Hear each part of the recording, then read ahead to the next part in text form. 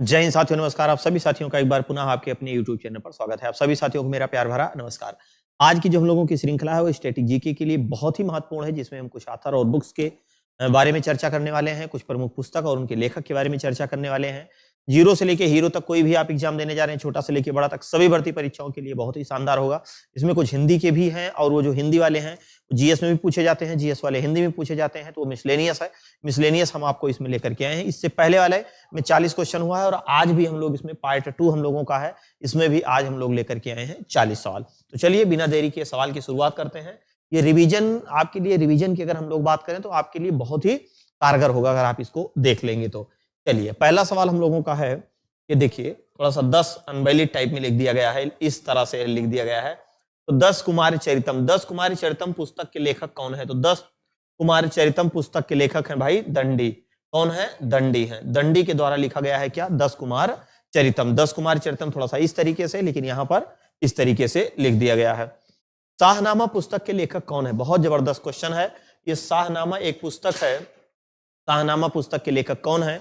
तो शाहनामा पुस्तक के लेखक फिरदौसी हैं। फिरदौसी कभी भारत नहीं आया था, लेकिन भारत में फारसी भाषा की नींव रखने का श्रेय किसको जाता है? फिरदौसी को। ये किसके समय का था? तो महमूद गजनवी के समय का कवि हुआ करता था, है ना। ये भारत कभी नहीं आया था, फारसी भाषा का जनदाता भारत में माना जाता है। निम्न में से किसने हुमायूंनामा नामक पुस्तक लिखी? हुमायूंनामा, हुमायूं के चरित्र चित्रण का इसमें उल्लेख किया गया है। इसके जो अनुवादक हैं ब्रज रत्न दास जी हैं इसके अनुवादक, लेकिन इसको लिखने का काम किसने किया था? तो गुलबदन बेगम। गुलबदन बेगम कौन थी? तो ये हुमायूं की बहन थी जिसने इसको लिखा था। अगला है लाइफ डिवाइन, बहुत जबरदस्त पुस्तक है। लाइफ डिवाइन नामक पुस्तक, ये कई बार आपके एग्जाम में पूछा गया कि लाइफ डिवाइन नामक पुस्तक के लेखक कौन है? तो लाइफ डिवाइन नामक पुस्तक के लेखक हैं अरविंद घोष जी। कौन है? अरविंद घोष जी हैं। अगला प्रश्न है आपका कि मेघदूत, रघुवंशम और अभिज्ञान शाकुंतलम, बहुत बढ़िया है। तीनों को किताबें पूछी जाती हैं। ये संस्कृत की रचना है। एक मेघदूत है, एक रघुवंशम है और एक अभिज्ञान शाकुंतलम। जैसे ग्रंथों के रचनाकार कौन है? तो बहुत जबरदस्त तरीके से इनको दुनिया जानती है, कालिदास। कालिदास को ही भारत का शेक्सपियर कहा जाता है।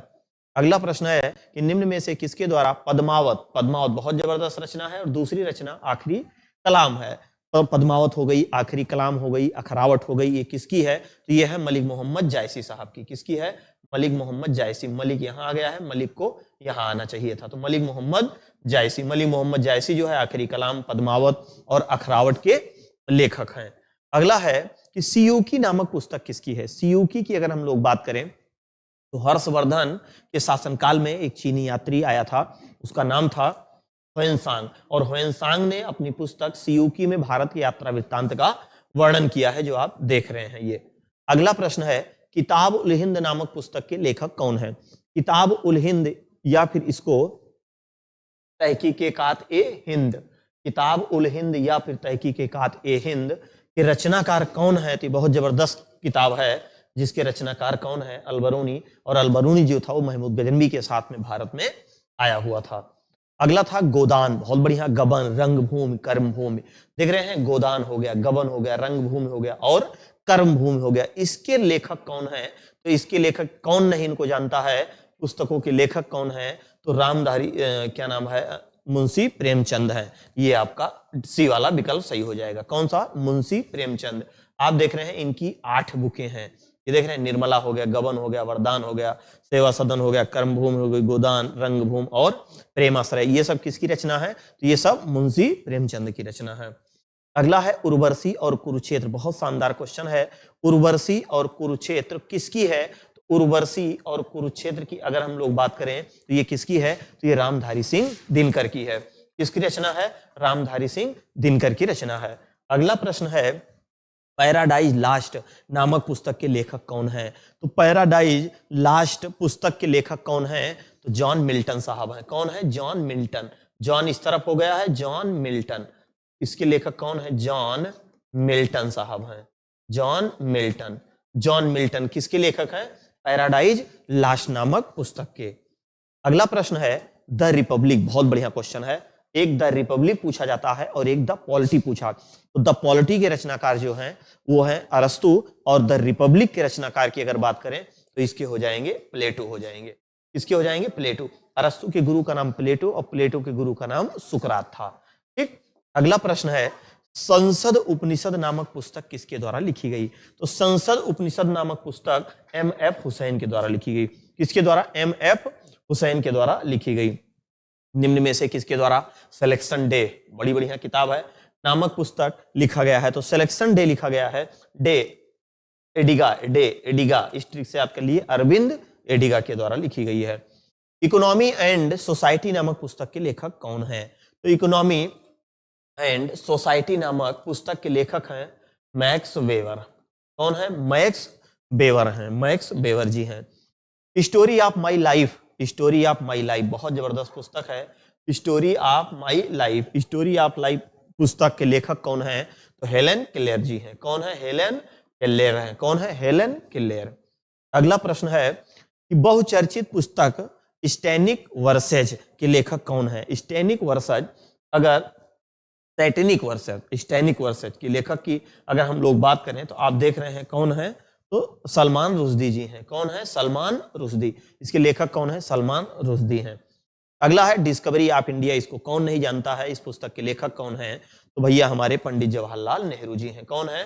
पंडित जवाहरलाल नेहरू जी हैं। इस पुस्तक को कौन नहीं जानता है? आप देख रहे हैं अगला गोदान, फिर कोई रिपीटेड क्वेश्चन हो गया। गोदान मुंशी प्रेमचंद की है। गोदान गबन ये आपका रिपीटेड क्वेश्चन है। अगला है पुस्तक देवदास के लेखक कौन है? तो पुस्तक देवदास के लेखक हैं शरत चंद्र चट्टोपाध्याय। कौन है? शरत चंद्र चट्टोपाध्याय जी हैं। अगला प्रश्न है मधुशाला, मधुशाला किसकी है? देख रहे हैं बच्चन साहब की है मधुशाला। ध्यान किधर है? मधुशाला इधर है, हरबंस राय बच्चन जी की है। तो आपका डी वाला विकल्प यहाँ सही होगा। अगला है कि रॉबर्ट कैनिगेल की पुस्तक the man who knew infinity किसकी जीवनी है? तो ये भैया किसकी जीवनी है? फोटो में आप देख रहे होंगे श्रीनिवास रामानुज जी की है। किसकी है? श्रीनिवास रामानुज जी की है। अपनी कृति पृथ्वीराज रासो बहुत जबरदस्त तरीके से पृथ्वीराज रासो में पृथ्वीराज चौहान के वीरता के कार्यों का उल्लेख किया है। तो पृथ्वीराज रासो के लेखक कौन है? तो पृथ्वीराज रासो के लेखक हैं चंद बरदाई। कौन है? चंद बरदाई। पृथ्वीराज विजय जो है वो जगनिक है। पृथ्वीराज विजय की अगर बात करेगा तो कौन हो जाएंगे? जगनिक। लेकिन यहां पर पृथ्वीराज रासो की बात कर रहा है तो कौन सा आंसर हो जाएगा? आपका चंद बरदाई। अगला है हरिवंश राय बच्चन को उनके किस काव्य संग्रह के लिए जाना जाता है? देखिए जो हरिवंश राय बच्चन की अगर हम लोग बात करें तो किस काव्य संग्रह के लिए उनको जाना जाता है? तो मधुशाला के लिए। केवल क्वेश्चन को थोड़ा सा घुमा दिया है, बाकी कुछ नहीं किया है। कामायनी के रचनाकार जबरदस्त तरीके से सवाल है। कौन है? जयशंकर प्रसाद। बार बार जब एकदम रटेंगे तो क्यों नहीं याद होगा। अंधेर नगरी धमधूषण राजा नहीं है, अंधेर नगरी नाटक के लेखककार कौन है? तो भारतेंदु हरिश्चंद्र जी हैं। कौन है? भारतेंदु हरिश्चंद्र है। किसके? अंधेर नगरी। अगला है कौन सी रचना तुलसीदास जी की नहीं है? तो कौन सी रचना तुलसीदास जी की नहीं है? दोहावली भी है, गीतावली भी है, रामचरितमानस भी है, लेकिन यामा जो है इनकी नहीं है। यामा किसकी है? महादेवी वर्मा की है। सॉरी, महादेवी वर्मा की है। ये यामा किसकी रचना है? तो ये महादेवी वर्मा की है। अगला प्रश्न है कामायनी के लेखक कौन है? तो कामायनी के लेखक आपके जयशंकर प्रसाद जी हैं। अगला प्रश्न है कि जनगण मन राष्ट्रगान के रचनाकार किसको माना जाता है? तो रविंद्रनाथ टैगोर को माना जाता है। किसको माना जाता है? रविंद्रनाथ टैगोर को माना जाता है। उत्तर प्रदेश में पहली बार कब 1887 में प्रकाशित होने वाले दैनिक समाचार हिंदुस्तान के संपादक कौन हैं? तो इसके जो संपादक हैं वो मदन मोहन मालवीय जी हैं। कौन है? मदन मोहन मालवीय जी हैं। अगला प्रश्न है कि निम्न में से किस रूमानी काव्य लेखक को उनकी कृति कौन सी है मदनाष्टक के लिए जाना जाता है? तो रहीम जी हैं। कौन है? रहीम जी हैं। ठीक। अगला प्रश्न है कि a better India a better world पुस्तक के लेखक कौन है? तो ये NR नारायण मूर्ति जी हैं। कौन है? NR नारायण मूर्ति जी हैं। अगला प्रश्न है चंद्रगुप्त नाटक के रचयिता कौन है? तो चंद्रगुप्त नाटक के रचयिता आप देख रहे हैं जयशंकर प्रसाद जी हैं। कौन है? जयशंकर प्रसाद जी हैं। किसके? चंद्रगुप्त नाटक के रचयिता। हिंद स्वराज नामक पुस्तक के लेखक कौन है? तो इसमें भैया मोहनदास करमचंद गांधी जी है। कौन?